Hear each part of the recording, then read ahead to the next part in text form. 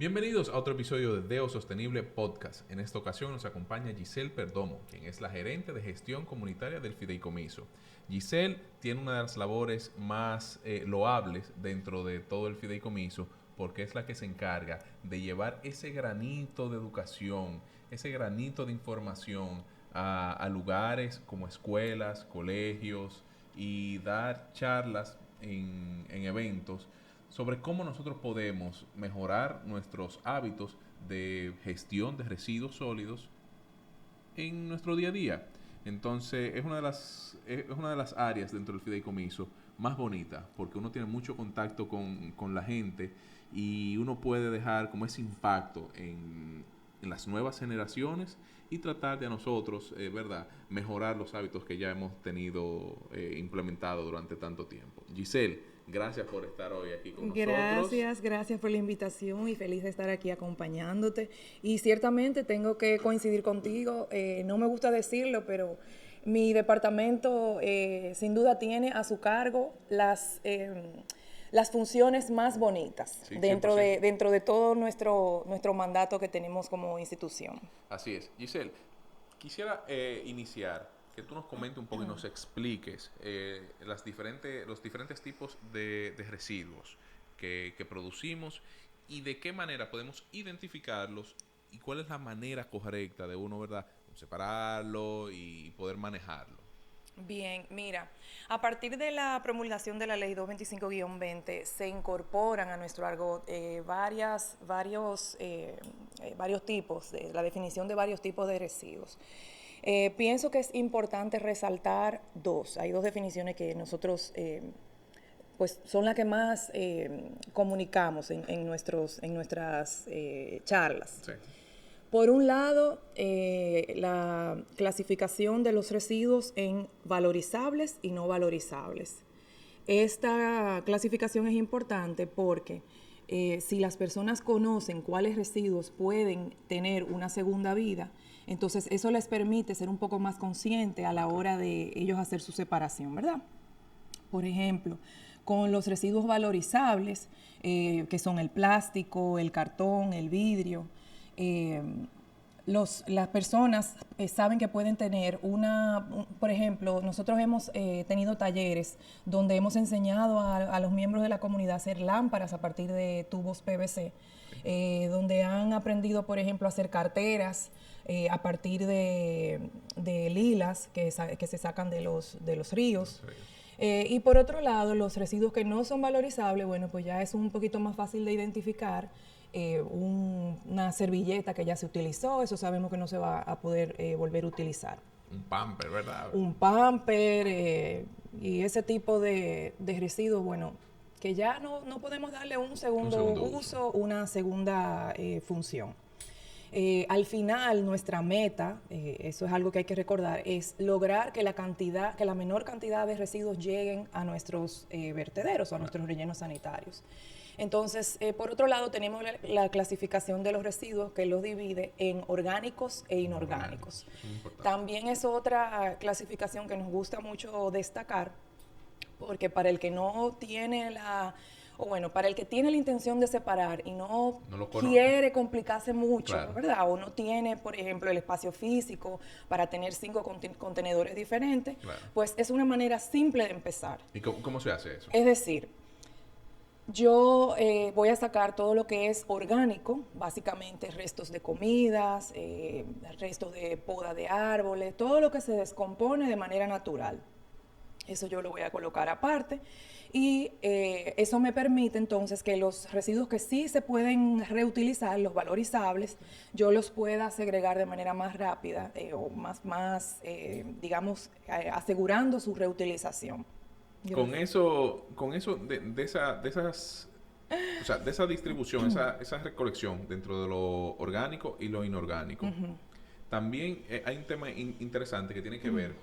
Nosotros utilizamos muchas bolsas que son plásticas. Entonces, el ciudadano, tú y yo, ¿de qué manera podemos bajarle, por decirlo de alguna manera, a la utilización de bolsas plásticas para este tipo de recolección? Yo sé que hay personas que utilizan como unos saquitos que son reutilizables, pero ¿de qué manera en nuestro día a día nosotros podemos bajarle Sí. al uso del plástico Mira, en casa? justamente ese es uno de los puntos que nosotros reforzamos con los niños y adultos con los cuales conversamos en nuestras capacitaciones. Y es tratar de generar la conciencia de que una bolsa plástica que yo deje de utilizar, yo lo veo como que es una sola, pero tenemos que pensar que vivimos en una comunidad. Claro. Primero, en una familia, en un edificio, muchas personas en un sector. O sea, si vamos escalando, nos damos cuenta que realmente el impacto es mucho más grande de lo que realizamos. Claro. Entonces, en la medida en que yo logre, por medio de acciones que son en comparación pequeñas, pues tener ese impacto positivo en mi día a día. Claro. Eso al final son pequeñas gotitas, pequeños granitos de arena que se van uniendo y que van realmente haciendo una enorme diferencia, que uno no distingue en el momento. Pero quizá la primera parte, el primer punto es tratar de pensar, darnos cuenta que vivimos en una comunidad. Claro. Y que las acciones que yo tomo y que yo extiendo a mi círculo inmediato, entonces sí se van convirtiendo poco a poco en acciones un poquito más grandes. Sin lugar a dudas, el uso de fundas reutilizables, Para ir a los que es supermercados, claro que sí. es algo que se ha creado como una cultura, quizás no se ha expandido tanto como uno quisiera, pero sí creo que también esta es una parte en la que el ciudadano puede generar aportes a todo este tema del correcto uso de los residuos, de generar los menos residuos posibles y de reutilizar ese tipo de bolsas. El director ejecutivo del fideicomiso siempre menciona de que el cambio inicia por uno mismo. Así es. Entonces creo que también uno puede ser como catalizador y quizás Así cuando es. más personas te ven a ti y te dicen, pero Giselle lo hizo, déjame yo también Sí. emularlo, eso. Hay un tema interesante, Giselle, y es que, bueno, como ciudadano, y es que vemos, por ejemplo, en la ciudad, en los barrios, en todo, de que se crean este tipo de vertederos, porque no existe como esa cultura del dominicano de sacar la basura cuando el camión pasa. ¿Cómo tú ves eso? ¿Cómo podemos mejorar eso? ¿Qué tú le dirías al ciudadano para que cambie como ese hábito pero lo están tirando en la esquina, déjame yo ir a tirarlo ahí y que se encargue después quien sea? Sí, mira, nosotros hemos notado en nuestras intervenciones en las distintas comunidades, no siempre es una mala voluntad de parte del ciudadano. Hay una combinación de factores. Primero, es innegable que hay comunidades en las que no hay condiciones. O sea, nosotros hemos visitado comunidades en las cuales se entra a la comunidad o al barrio por una callecita pequeñita. Que cabe un motor quizás. Exactamente, donde sabemos que un camión no va a tener acceso. Claro. Y hay que ver la realidad social que nosotros, o sea, no le podemos dar la espalda a eso. Es nuestra realidad social. Y la gente al final lo que busca es resolver su problema como Dios lo ayude, ¿verdad? Entonces, eso por un lado. Porque, ojo, nadie quiere tener basura en su casa. Nadie quiere tener basura en su casa. Hay que buscar una solución. Al día ya la gente lo que quiere, entonces si nadie a sus ojos los está ayudando o les está resolviendo su problema, ellos van a buscar cómo hacerlo. Claro. Entonces, eso por un lado. Por otro lado, sin duda, hay una falta de conciencia muchas veces, quizás no con una mala intención, sino por desconocimiento. Sí. ¿No existe una mala? Entonces es importante y es a lo que nosotros apostamos. Primero, acercarnos a las personas, conversar con ellos, explicarles realmente la problemática que se deriva de esas acciones que ellos entienden que son, volvemos a lo mismo que conversábamos hace un rato. Cuando yo hago algo, yo creo que soy yo solamente. Eso es, que el impacto viene de mí solamente. Claro. Y yo no dimensiono que yo estoy conectada a una red de una comunidad. Claro. Y que al final no soy yo soy 1000 personas probablemente que están en mi cercanía inmediata, o por ponerte, ¿verdad?, un ejemplo. Entonces, es importante combinar esas dos cosas, que las personas se sientan que sus necesidades están siendo cubiertas, pero que lo hagan de una manera consciente, que tengan la forma de ellos conseguir lo que necesitan, pero ayudando o siendo conscientes con el medio ambiente. Claro, eso, tú mencionabas un tema muy importante y es ese tema de tanto la problemática, porque lo mencionaba en un episodio con Edwin Mieses, que estuvo aquí con nosotros, y es que cada comunidad tiene su propia realidad. Así Sí. como tú dices que hay esas comunidades que para tú entrar es por un callejoncito Sí. y que no ningún camión o vehículo que sirve para funcionar como recolector de basura puede entrar ahí. También hay temas de distancia, Sí. que quizás el punto donde pueden verter los residuos queda, no quería un poco, queda lejos, Sí, sí, sí, queda es una relativamente lejos. realidad. Y la verdad es que, para bien o para mal, nadie quiere caminar 7 minutos con 2 fundas de basura agarrado de mano y mano todos los días. Sí. Entonces son cosas, son realidades que desde nosotros que trabajamos quizás en el sector público y desde el fideicomiso, intentar buscar qué solución podemos darle o cómo podemos aportar para ese tipo de casos. Pero también está el tema educativo que tú mencionabas, de cómo nosotros tenemos que cambiar el chip, de cómo nosotros dejamos de pensar de que somos solo nosotros, muy individual, Sí. pero como comunidad nosotros debemos de crear un cambio en esa cultura. Cito a el CODES. El CODES tiene un proyecto muy bonito de que ellos dan saquitos a ciertas comunidades en la ribera del río para que las mujeres específicamente, que son a donde ellos impactan, hagan el reciclaje de botellas. Ujú. Y ellos le dan como una especie de beneficio y se ha creado como esa especie de cultura y eso es un caso de éxito. Que sería bueno que vinieran aquí y conversaran contigo y conmigo sobre ese caso de éxito, de cómo ellos han implementado ese proyecto y de cómo esas personas en esas comunidades ya, por ejemplo, el tema de los plásticos no lo ven como simplemente residuo o Sí. basura, sino que cuando ven una botella de plástico, en vez de botarla y botarla o tirarla por ahí, van y la tiran en su saquito y la almacenan. Así es. Entonces, eso es algo que son pequeños pasos, pero que yo creo que eso se debe de exportar y ampliar el alcance que tiene ese tipo de proyectos. Sí, ciertamente hay comunidades muy involucradas, hay comunidades que desarrollan ellas mismas sus iniciativas y las llevan en su día a día y la incorporan a su vida como a su rutina normal. Eh, Sobre todo en las comunidades que están en la cercanía de los ríos. Mira, qué bueno que caímos en este punto. Eso es justamente uno de los aspectos que reconocen la importancia de tú salir a conversar con ellos y de que ellos identifiquen que hay residuos que pueden valorizar. Claro. O sea, esto no se trata solamente de que están cuidando el medio ambiente y que están, digamos, haciendo un bien para por ponerlo de alguna forma, para una persona que no es él Claro. o ella. Se trata también de que ellos entiendan que ellos pueden generar un ingreso adicional. Esos talleres que yo te mencionaba, que nosotros tenemos en algunas comunidades para los adultos, que ofrecemos a través de asociaciones de artesanía, les permiten a ellos identificar también, bueno, yo puedo hacer una lámpara con este tubo y vender mi lamparita. Aprenden las mujeres y las niñas, las adolescentes en muchos casos aprenden a hacer accesorios, cintillos, carteras, con envases los envases no, las funditas de papita y esas picaderas. Entonces muchas actividades que ellos pueden ir generando e ir incorporando y darse cuenta de que, cónchale, puedo tener también un ingreso adicional y estoy haciendo algo bien por mi comunidad, Claro. por mi barrio, por mi casa, por el medio ambiente en general. Y eso forma parte de la economía circular de la que tanto Correcto. uno quiere fomentar Sí. y que se desarrolle.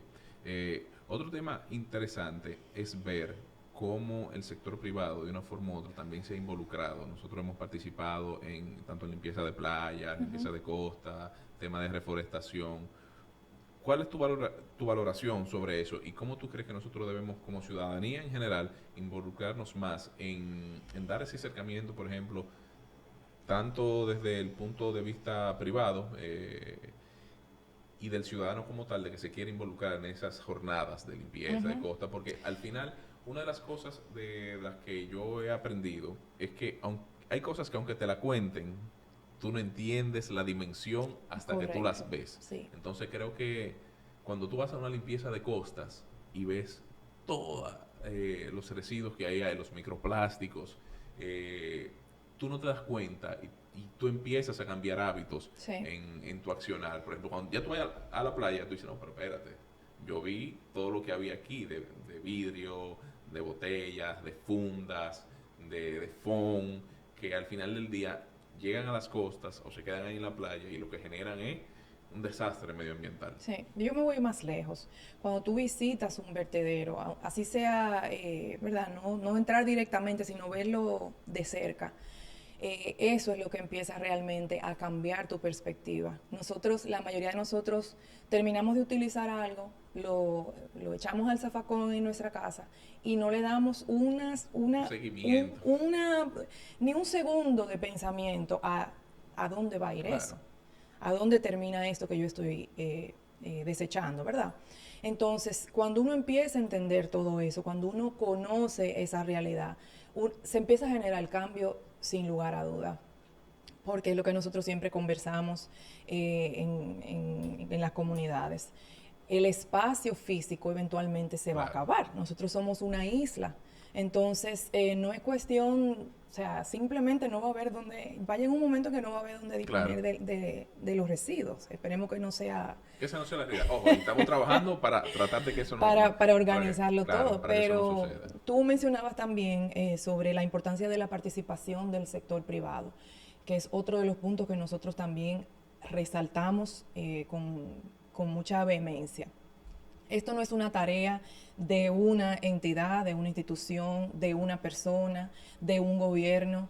Esto es algo en lo que tenemos que involucrarnos todos, sector público, sector privado, niños, adultos, todos, porque la conciencia parte justamente del hecho de que somos una comunidad, somos ciudadanos del mundo. Claro. Esto no es una realidad nuestra, esto no es algo que nos estamos inventando nosotros, esto es una realidad que vive esta isla y todos los países del mundo. Y eso lo podemos ver fácilmente buscando en internet situaciones, Claro. ¿verdad? Y muchísimos documentales y películas y toda clase de información en ese sentido.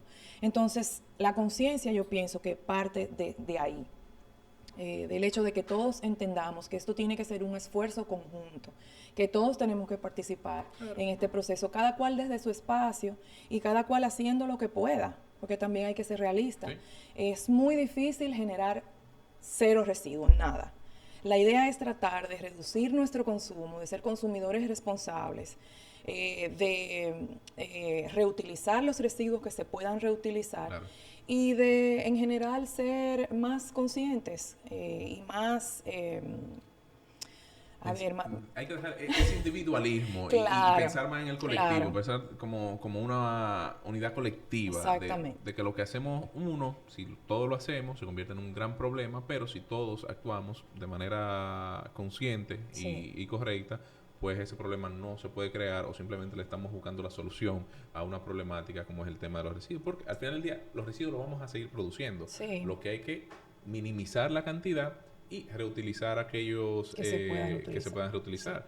Igual como empezamos esta conversación con Sí. los diferentes tipos de residuos que existen, el tema orgánico, los inorgánicos, y de cómo nosotros podemos valorizarlos de alguna forma u otra. Sí, algo muy importante, Sí. perdón que te corte, en ese mismo sentido, también es importante que nos acostumbremos a dejar de lado ese pensamiento de que el gobierno es el que resuelve. Y que empecemos a ver que el gobierno no puede hacerlo todo, o sea, hay recursos limitados. Y por esa razón también es importante que se involucren las iniciativas privadas. Claro. La ley 225-20 también ofrece distintos incentivos para las personas que empiezan a participar en todo lo que tiene que ver con la cadena de disposición final de los residuos. Y bueno, también hay muchas iniciativas que hemos venido a conocer en estos últimos años, pero que existen desde hace muchos años, que están tímidamente y con los recursos que tienen, recogiendo los residuos en su edificio, en su sector, con pequeña planta de puntos de acopio, sí, donde reciben. Entonces, hay muchas iniciativas, hay muchas personas que se han interesado a lo largo de los años y que han sentido esa necesidad, identificado esa necesidad. Y lo importante es que entonces nosotros nos unamos y desde nuestro espacio, desde donde sea que sea eso, lo mucho o poco que yo pueda hacer como individuo, yo lo asuma con responsabilidad y no espere a que el otro lo resuelva, que es lo que suele suceder. Eso es lo que suele suceder. Con todos los problemas, ¿verdad? Mira, Giselle, yo siempre trato de terminar cada episodio con una sugerencia, pero yo creo que con lo que tú me has dicho, eso cumple y basta. Te respondí antes de que tú hicieras la pregunta. Sí, claro, para que el ciudadano entienda. Es un tema de crear conciencia, es un tema educativo y de ser conscientes de que cualquier acción que nosotros generemos tiene una reacción. Sí, y ya es de parte de nosotros saber si esa acción va a tener un impacto positivo o negativo en nuestra comunidad. Hay cosas que la vemos como que se escapan o que no tienen que ver con nosotros en lo inmediato, pero que en el tiempo repercuten en la calidad de vida de cada uno de nosotros. Giselle, esta es la primera vez que nos sentamos aquí, pero no va a ser la última. De nuevo, agradecerte por tu tiempo. Feliz de estar aquí. Y nos vemos en otro episodio.